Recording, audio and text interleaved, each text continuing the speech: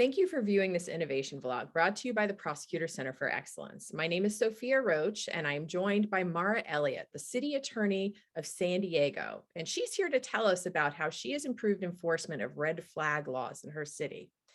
Starting out, can you describe for us the population of the city that you serve? Yes, I serve the city of San Diego. We have about 1.4 million people in our city. It's a sprawling city. Our numbers reflect about 25% of our population has a bachelor's degree or some equivalent of that. And we have over 100 languages that are spoken in our city. Wow. Yeah. And how many prosecutors do you employ with an office that size? Well, we have 183 lawyers. We serve not only as the city's prosecutor, but also as general counsel to the city of San Diego.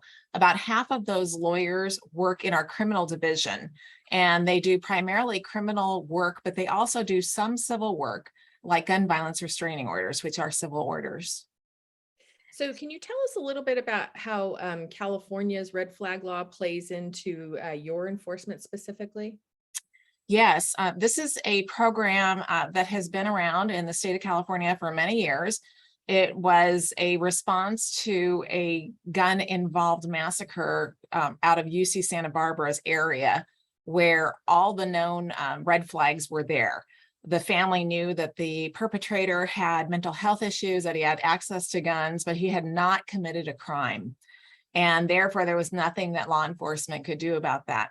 But after the incident occurred, our state legislature put into effect what's called a gun violence restraining order. And that is a civil order that is a crisis intervention tool. And it allows not just law enforcement, but family members or employers or friends to get that civil order if they can meet their burden of showing that an individual has access to guns or ammunition and is a danger to himself or herself or to other people. And the law really was not being utilized. I came into the office at the end of 2016, and it was something I was very interested in learning more about.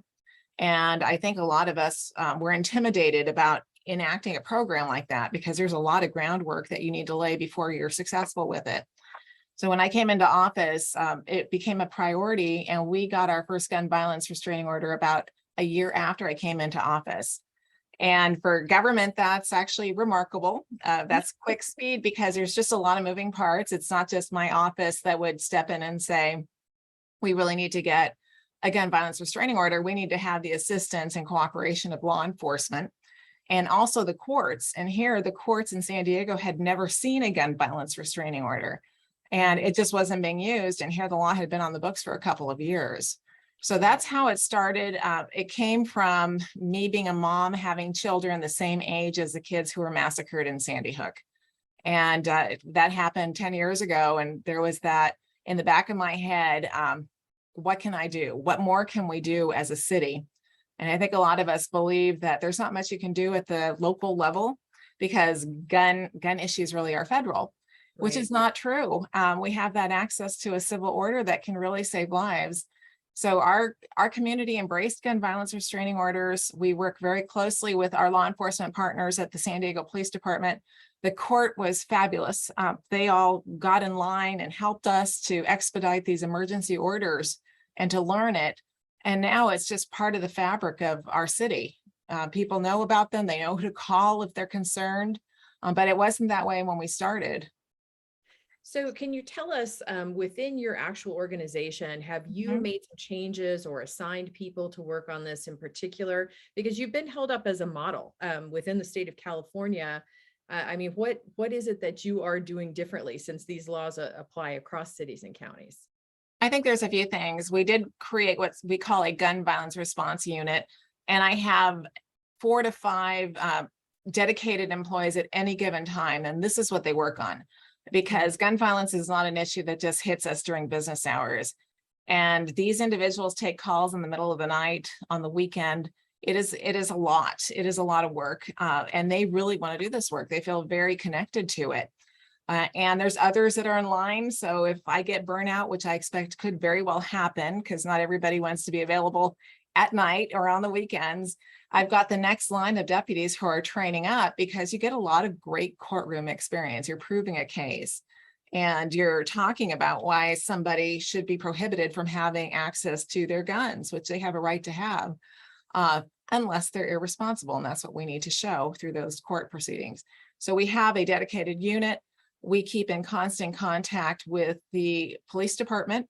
We train a lot because we have a lot of new members that are joining the force, and we need to make sure everybody knows about this life-saving tool.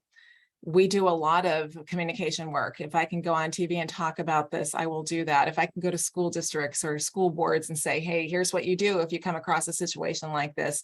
Because I think one of the impediments could be, I'm scared, but I don't know who to call. And the other thing we hear is, I'm not sure I've got an issue here. I don't want to bug anybody. I don't want to get anybody in trouble. And our police department knows how to investigate. And if there's nothing there, they're not going to do anything. They're not going to refer the case to my office to civilly prosecute. And then the final step, of course, is a budget. And I have a city council and a mayor that's very supportive, but not just that, the state itself has been very supportive. And we have gotten substantive grants from the state level, and we use that money so that we can train other law enforcement agencies and city attorney and district attorney offices throughout the state of California. So we are always available to go wherever we need to go to teach people about how we enacted and created our own program, because it's not as difficult as it may sound, and we can break that down into bite-sized pieces. Now, you've recently reached a pretty significant milestone with this project. What type of impact do you think that this proactive approach is having on community safety? I have to believe it's a big impact. We have received over 1,000 gun violence restraining orders. That's a pretty significant number when you think about 5 years of work. That's an average of 200 a year. And those were situations where we were intervening in a crisis. And during COVID in particular, we saw an uptick in threat and suicide. There were more concerns about domestic violence because people were staying in place in home, and where maybe somebody would have been spotted for DV at work, or a child who had been abused would be seen by a school teacher, mandated reporters. We didn't have that anymore. People were holed up behind a closed door.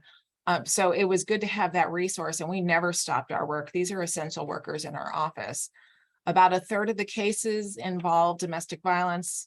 Another third involve the threat of suicide.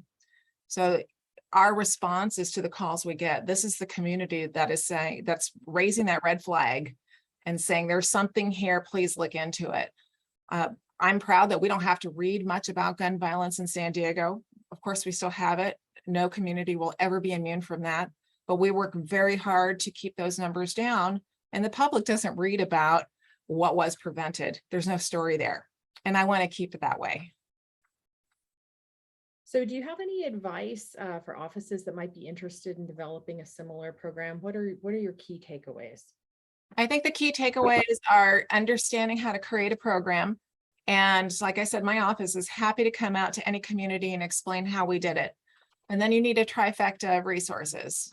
There has to be a champion. For my office, that would be me. I'm willing to put my neck out there and ask for the money, ask for the support. We also need law enforcement, because my attorneys are not serving the orders or taking guns from individuals. We're using law enforcement, and they also do the initial investigation before the case gets referred to us, and they take those phone calls. So that's really important. And then a courthouse that is willing to learn a process that might be a little confusing. The first time we ever filed one, it took about 4 hours for the business office to process it, but they were all in, they did it, they learned. And then from there, it got a lot easier. And the judges had to learn how to handle those hearings as well. And now any judge in our courtroom can take care of it. So you need that. The resources will always be essential. I do a lot of reporting to our city council and to our mayor, because this is an investment in staffing. And I rely on them for my budget. And we agree that this is a good budget saving method, because responding to gun violence is very costly. When we have a shooting or we lose an officer, whatever it may be, we're able to save money by preventing the violence before it ever begins. So it is worth the investment of time. I would say that those are the most important things to creating your own program. Well, I want to thank you for sharing this innovation with us, and thank our viewers If you would like to share an innovation, please contact PCE directly at contactpce@pceinc.org. Thank you again. Thank you, Sophia.